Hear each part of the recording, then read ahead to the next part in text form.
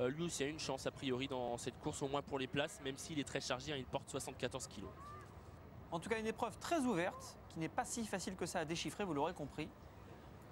Et le départ est imminent. Et puis on suivra, voilà, on suivra au-delà de la performance pure, l'allure de Crissetti dans cette course à quelques jours maintenant du Grand Cross de Cran qui s'annonce déjà à l'horizon. Allez, Divali qui saute en tête le premier obstacle du parcours. Divali qui reste sur 2 victoires acquises à Molière et qui a pris une franche avance là d'entrée de jeu au deuxième obstacle. Il compte déjà plusieurs longueurs d'avance sur le reste du peloton. Et on ne réagit pas forcément pour l'instant avec le 5 Rocky Sim qui va peut-être mener la chasse. Devant encore l'As Fakos et le 4 Nil Guillen. On vient ensuite avec Royal Arcadia et Crissetti qui va certainement être très patient aujourd'hui, a été placé à l'arrière-garde par Julien Join. Concurrents qui sont déjà sur la banquette, en tout cas le leader est sur la banquette, Divali. Les autres y arrivent simplement avec notamment le numéro 5 Rocky Sim qui mène la chasse donc devant Fakos qui est 3e, c'est le numéro 1. On est ensuite en 4e position avec le numéro 4 Nil Guillen, 5e place pour Royal Arcadia et 6e place pour l'instant pour Crissetti. Concurrent qui se dirige déjà vers le Bullfinch, en tout cas Bullfinch en vue pour Divali, le gris qui a une confortable avance, hein, qui a environ 15 longueurs d'avance sur pour l'instant le numéro 5 Rocky Sim qui est 2e. Ça passe sans encombre pour Divali, le reste du peloton arrive seulement maintenant avec Rocky Sim, notamment le numéro 5 Las Fakos qui l'a bien sauté. On n'a pas trop mal sauté également à l'arrière-garde avec Crissetti qui est toujours dernier. Concurrents qui sont dans la diagonale avec Divali qui a toujours la même avance, c'est-à-dire une vingtaine de longueurs pour l'instant sur toujours les mêmes, hein. Je les suis pour vous parce que c'est vrai qu'on a du mal à tous les suivre ici à l'image tant le peloton est dispersé sous la conduite effrénée pour l'instant de Divali qui a toujours une confortable avance. Vous le voyez, Divali qui caracole pour l'instant au commandement de cette épreuve. Le peloton est toujours formé par les mêmes, c'est-à-dire Rocky Sim notamment, qui mène la chasse. On suit ici Divali qui va déjà se diriger vers le fond de l'hippodrome. Et il a toujours la même avance, ce Divali, ce numéro 3, qui reste sur 2 victoires à Molière et qui tente sa chance ici, qui est parti de très loin. Il n'a attendu personne et il a toujours 20 longueurs environ d'avance sur Rocky Sim le 5, alors que les concurrents vont disparaître là-bas tout au fond de l'hippodrome. Ils vont passer derrière le petit bois avant de ressortir et de descendre le piano dans quelques instants pour Divali, dans quelques instants aussi pour le reste du peloton, toujours formé par Rocky Sim, par Fakos, Nil Guillen, Crissetti toujours dernier. Les pianos donc que l'on descend avec Divali qui est en bas alors que les autres commencent simplement leur descente avec maintenant Rocky Sim qui est 2e, avec en 3e position Fakos, Nil Guillen 4e et Crissetti qui a passé Royal Arcadia qui semble un petit peu en difficulté à l'arrière-garde et Crissetti qui s'est placé en avant-dernière position. Divali qui revient bientôt au centre de l'hippodrome et qui va se diriger vers les tribunes avec une toujours confortable avance sur Rocky Sim le 5 qui n'a pas été franchement lancé encore. On se jauge un petit peu dans le peloton avec en 3e position Fakos, Las, le 4 ensuite Nil Guillen qui vient avec Crissetti qui pour l'instant choisit le chemin le plus court. Il est bien économisé par Julien Join qui va se montrer a priori très patient aujourd'hui.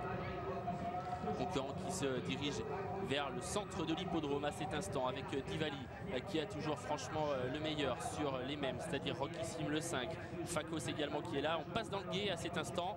Divali le franchit sans encombre assez facilement d'ailleurs. Quant à Rocky Sim, il a hésité, Nil Guillen aussi un petit peu hésité. Les deux représentants de Gérald Lecomte n'ont pas forcément été avantagés par ce passage du guet, ils ont perdu un peu de terrain. Quant à Divali, il est toujours en tête mais on revient maintenant vraiment sur lui. Fakos a décidé de ramener le peloton, il est 2e et quasiment dans son sillage. Voilà, la longue échappée de Divali est en train de prendre fin. Il a toujours l'avantage, mais on est revenu dans son sillage avec maintenant Rocky Sim qui est là à la corde avec sa toque verte.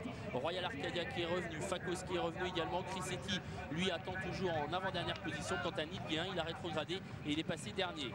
Les concurrents qui sont dans un nouveau tournant avec Divali qui a toujours l'avantage, Fakos qui est en 2e position avec un peu plus loin Royal Arcadia qui s'est bien rapproché. On revient sur l'hippodrome à cet instant avec Rocky Sim qui est 4e, Crissetti qui est 5e pour l'instant. Toujours Divali qui a l'avantage et qui mène à bon rythme tout de même cette épreuve. Il a été rejoint et tente à nouveau de se sauver. Divali, il a pris 3 longueurs d'avance à Fakos qui toutefois le marque de près. On vient ensuite avec Rocky Sim le 5 avec un peu plus loin Royal Arcadia. avec Crisetti qui est toujours là et à l'arrière-garde Neil Guéhin, le peloton qui se tient toujours d'assez près finalement. On est plutôt bien groupé, même si Divali depuis le début emmène un rythme très élevé à cette compétition.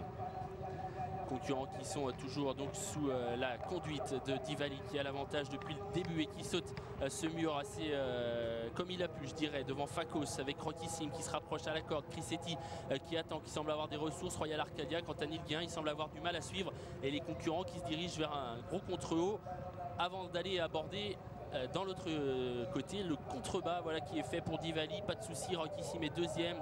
Neil Guéhin a été arrêté, vous le voyez sur cette image de 4, il avait du mal à suivre, il a peut-être connu un problème. Les concurrents qui sont au fond de l'hippodrome, Divali qui a toujours l'avantage et qui tient très bien sa partie devant Fakos, avec un peu plus loin le 5 Rockissime qui tente de suivre. Crisetti n'a toujours pas été lancé par Julien Join. Les concurrents qui vont revenir sur l'hippodrome et puis aborder déjà dans quelques instants l'ultime tournant de cette épreuve avec Divali qui joue un drôle de tour à ses rivaux et qui a toujours franchement l'avantage sur Rockissime qui vient en deuxième position. Fakos sollicité troisième. Crisetti va certainement bien finir car il semble avoir encore un peu de ressources avec Divali qui a dérobé.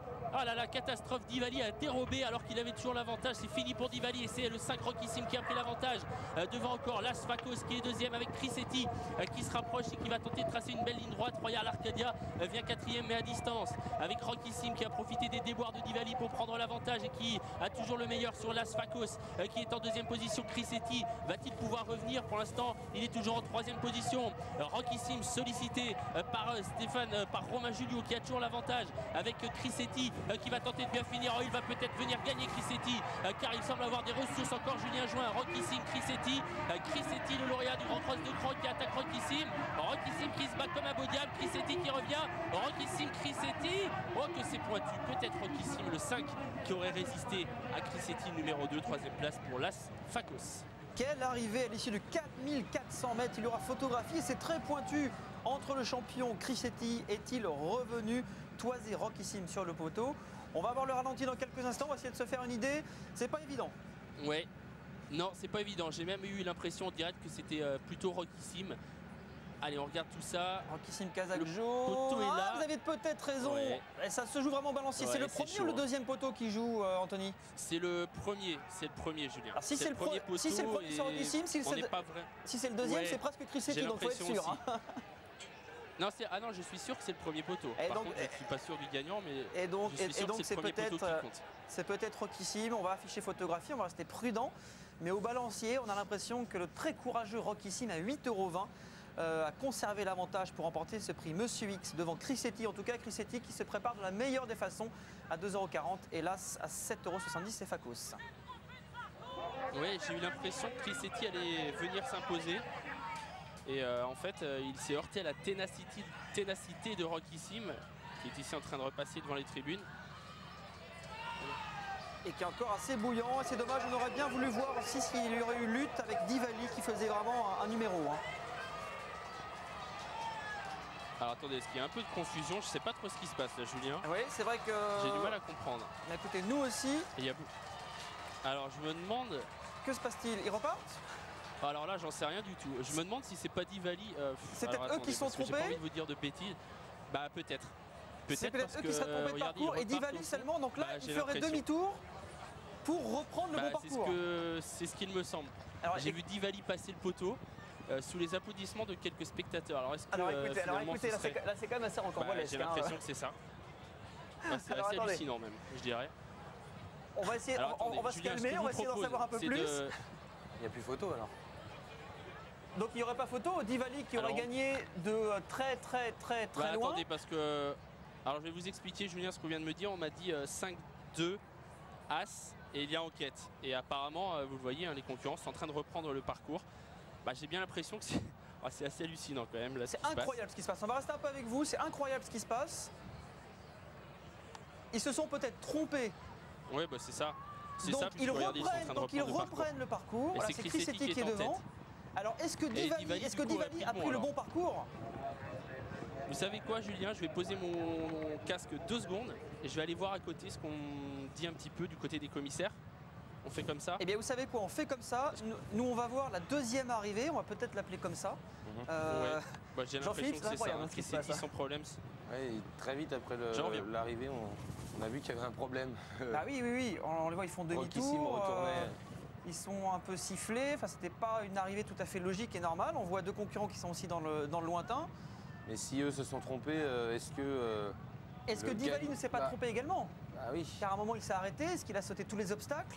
Si ça se trouve, Crissetti vient de gagner la course là. Alors maintenant, voilà, deux solutions. Soit Crissetti a gagné la course, soit il prendra la deuxième place, non pas derrière Nil Guillain, mais derrière Nibali, qui aurait été peut-être le seul à ne pas se tromper. Ouais, je suis revenu, Julien. Alors, j'ai pas des dites-nous tout. informations très précises. Mais en fait, bah voilà, apparemment Nibali a pris seul le bon parcours et les autres se sont trompés. Et Du coup, ce qui expliquerait qu'on soit tous repartis au même endroit et donc Nibali